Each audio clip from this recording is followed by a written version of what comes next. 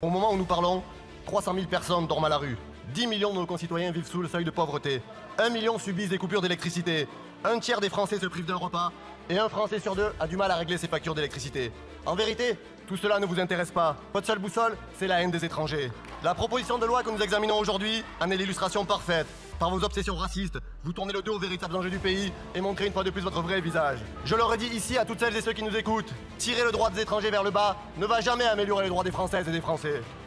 Cette proposition de loi, ça a été rappelé, est une hypocrisie totale.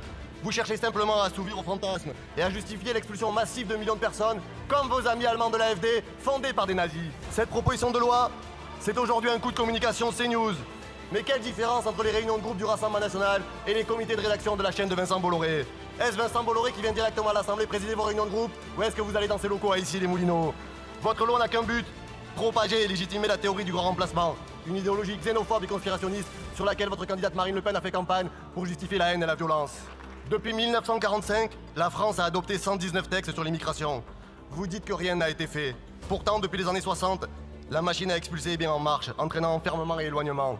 En 1980, la loi Bonnet légalise les reconduites à la frontière et le maintien des sans-papiers dans des centres de rétention administrative. Aujourd'hui, 44 ans après, alors que les dispositifs répressifs se multiplient et que les barbelés sont dressés partout, les cadavres s'accumulent en Méditerranée et dans la Manche.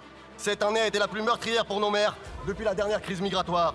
L'Europe forteresse que vous soutenez n'est rien d'autre qu'une Europe cimetière. Vous instrumentalisez les faits divers, vous exploitez les peurs pour justifier la suppression des protections légales essentielles qui tiennent compte à la fois des situations personnelles, familiales ou de l'état de santé des individus. L'expulsion automatique d'un étranger condamné à 3 ans de prison que vous proposez avec ce texte constitue une double peine discriminatoire. Elle punit 2 fois pour le même délit, uniquement parce que la personne n'est pas de nationalité française. C'est une rupture du principe d'égalité devant la loi, ainsi que du droit à l'individualisation des peines. Oui, votre texte est une proposition strictement raciste. Les études le montrent, contrairement à vos chiffres. Il n'y a aucun lien direct entre l'immigration et les délinquances. La violence n'appartient à aucune nationalité, couleur de peau ou religion, que ça vous plaise ou non. Chez nous, il n'y a pas de tri parmi les victimes. Où étiez-vous pour dénoncer l'assassinat du joueur de rugby Federico Martina Ramboron? Un assassinat commis en plein Paris par vos amis du GUD, Loïc Le Priol et Romain Bouvier.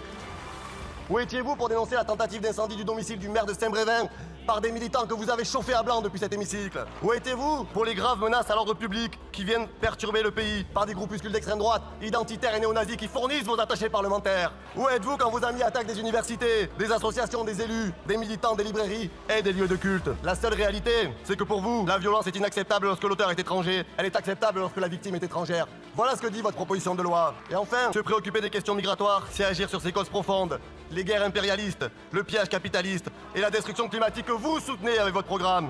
Prenez votre ami Bolloré, qui pille les forêts d'Afrique, soutient le commerce du bois qui finance les guerres civiles, contraint des millions de personnes à l'exil. Le même Bolloré qui vomit son racisme sur ses chaînes télé et radio, et donc vous êtes les relais politiques dans cet hémicycle.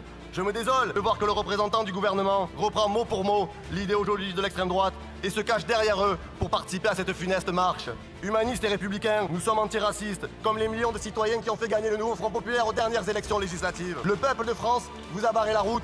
Et il a raison. Fidèle à nos valeurs, nous rejetons en bloc ce texte. Députés d'extrême droite, au Parlement européen, vous êtes fictifs. Ici, vous êtes inutiles. Dans les gares, nous dégageons les affiches de Bardella. Ici, on dégage vos textes racistes.